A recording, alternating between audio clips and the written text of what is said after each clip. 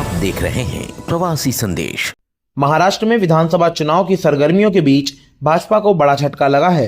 नवी मुंबई के दिग्गज भाजपा नेता और ऐरोली विधानसभा से घोषित प्रत्याशी गणेश नाईक के पुत्र और जिला अध्यक्ष संदीप नाईक ने भाजपा छोड़कर शरद पवार का दामन थाम लिया। यह खबर विधानसभा चुनाव से ठीक पहले भाजपा के लिए काफी धक्कादायक है। आपको बता दें कि 2019 के विधानसभा चुनाव से ठीक पहले संदीप नाईक ने देवेंद्र फडणवीस की मौजूदगी में भाजपा ज्वाइन की थी। उससे पहले भी वे शरद पवार की पार्टी एनसीपी में ही थे। संदीप नाईक के भाजपा में जाने के बाद उनके पिता पूर्व पालक मंत्री गणेश नाईक और बड़े भाई पूर्व सांसद संजीव नाईक ने भी भाजपा में प्रवेश कर लिया था।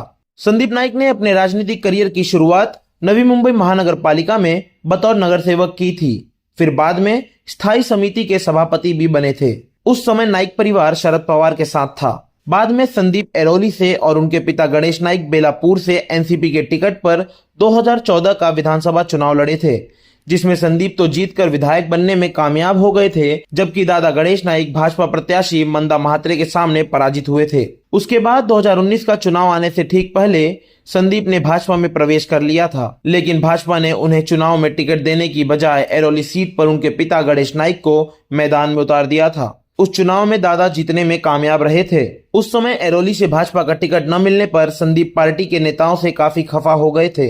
बाद में उनको नवी मुंबई भाजपा का जिला अध्यक्ष बनाया गया, लेकिन फिर चुनाव आते ही संदीप ने बेलापुर से टिकट की मांग की, लेकिन भाजपा ने वहां से वर्तमान विधायिका मंदा महात्रे को उतार दिया।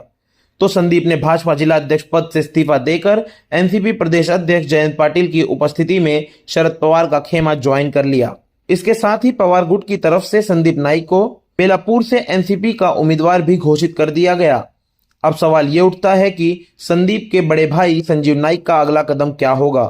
उनके बारे में चर्चा थी कि वे भी भाजपा से इस्तीफा देकर उद्धव ठाकरे या शरद पवार की पार्टी से 146 माजीवाड़ा ओला विधानसभा से उतरने वाले हैं, जहां से शिंदे गुट के प्रताप सरनाईक 3 बार के विधायक हैं और इस बार चौथी बार चुनाव मैदान में है।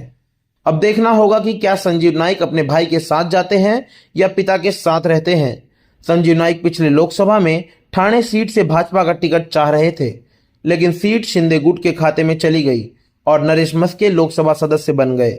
इस बात से संजीव नाईक भी भाजपा से नाराज तो हैं, लेकिन वे अगला कदम क्या उठाते हैं, यह देखने वाली बात होगी।